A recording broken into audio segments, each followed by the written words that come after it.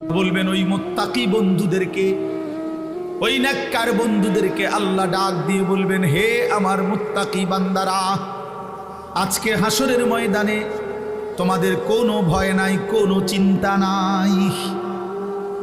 এরপরে রব্বুল আলামিন বলবেন, উদখুলুল জান্নাতা আনতুম ওয়া আজওয়াজুকুম তুহবারুন। খোদার কসম, আল্লাহ কিয়ামতের দিন বলবে, হে আমার ইমানদার বান্দা, দুনিয়ার জীবনে ঈমান আমলের সাথে, নেক আমলের মাধ্যমে যাদের সাথে বন্ধুত্ব করেছিলে, আমি আল্লাহ অনুমতি দিলাম আজকে হাসরের মাঠে তোমরা তোমাদের সেই বন্ধুদেরকে, সেই নেক কাজের সঙ্গীদেরকে একসাথে ধরে ধরে তুহবারুন, খুশি খুশি চিত্তে, হাসতে খুশিতে আনন্দে, উদখুলুল জান্নাতা, একসাথে মিলেমিশে গলাগলি করে হাত ধরাধরি করে জান্নাতেই প্রবেশ করো।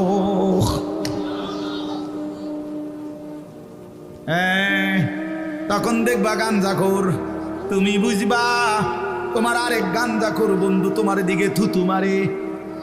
তখন ফুট্টাখোর বুঝবা, বাবাখোর, ডাইলখোরি, আবাখোর, হারামখোর, নাফরমান বুঝবা আখিরাত কতটা ভয়ানক, কবর কতটা ভয়ানক।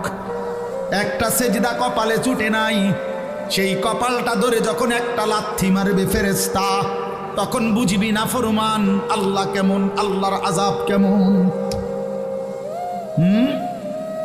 কাল্লা সাউফা তা'লামুন সুম্মা কাল্লা সাউফা তা'লামুন। আল্লাহ বলে, বান্দা ওয়াদা দিলাম প্রতিটা নাফরমানির ফলাফল আমি কবরে বুঝায় দেব, প্রতিটা নাফরমানির ফলাফল আমি হাসরের মাঠে বুঝায় দেব। তুমি জানো না বান্দা, আমি রহমান, আমি রাহিম, এই জন্য দুনিয়ায় খাওয়াইছিলাম। তুমি ভাবছো আমি শুধু রহমান, আমি শুধু দয়ালু। না বান্দা, আমার নাম তো দুইটা না, আমার নাম তো 99টা, আমার নাম তো আরো আছে। আমার নাম জব্বার, আমার নাম কাহ্হার, আমার নাম আজিজ। সেগুলোর অর্থ তো দয়ালু না, সেগুলোর অর্থ তো প্রচণ্ড রাগান্বিত, প্রবল প্রতাপান্বিত, মহা ক্ষমতাধর, জুন্তিকাম, প্রতিশোধ গ্রহণকারী, সরিউল হিসাব, দ্রুত হিসাব গ্রহণকারী, শাদীদুল ইকাব। আল্লাহ বলেন, নিশ্চয়ই আমি আল্লাহ প্রচণ্ড শাস্তিদাতা, ভয়ানক শাস্তিদাতা। বান্দা রহমান নাম শুনলা, এই নামগুলো কেন শুনলা না? কি যুবক, তুমি কি শুনো নাই আল্লাহ যে শাস্তি দিবে? ফায়াউমা ইদিল্লা ইউআযিবু আযাবাহু আহাদ ওয়ালা ইউসিকু ওয়াসাকাহু আহাদ। আল্লাহ বলে, নাফরমান, বেঈমান, মনে রাখিস আমি আল্লাহ তোরে হাসরের ময়দানে এমন আযাব শাস্তি দেব রে, খোদার কসম বান্দা, এমন শাস্তি জগতে তোরে কেউ দেয় নাই,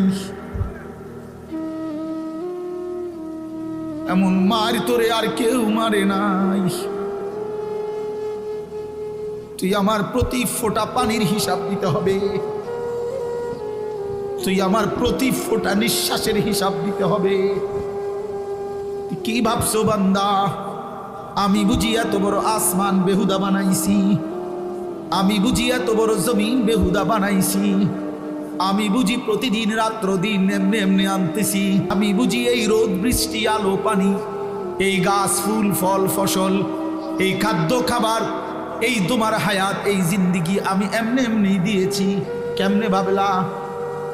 বলো কি বান্দা, এই পৃথিবীর কেউ তো পরিকল্পনা ছাড়া কিছুই করে না। কোনো লক্ষ্য উদ্দেশ্য ছাড়া যদি কেউ চলে, কিছু করে, সে তো পাগল, নাউজুবিল্লাহ।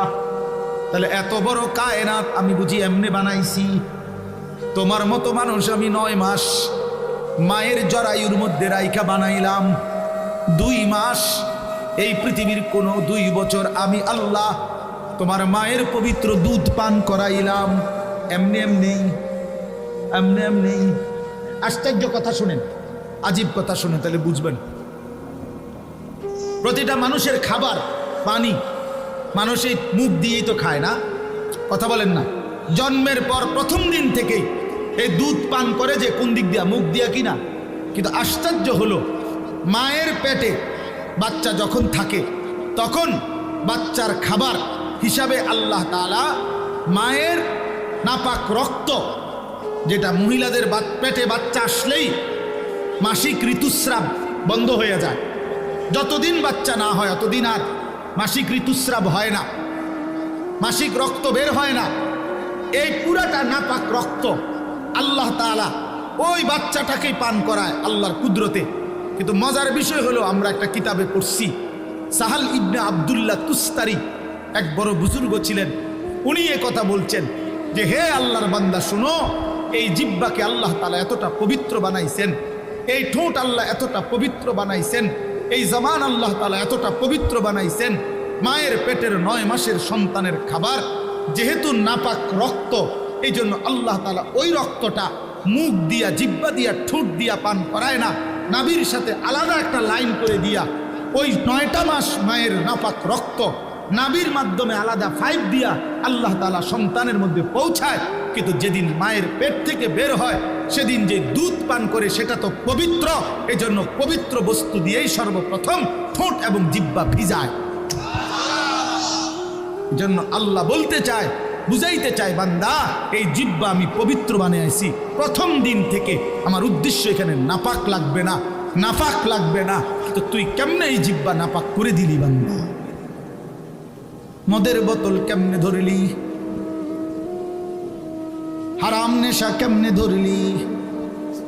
আরে ভাইয়া, বিড়ি সিগারেটওয়ালা আপনারাও বলেন, এই নাপাক কেমনে মুখে লাগাইলেন?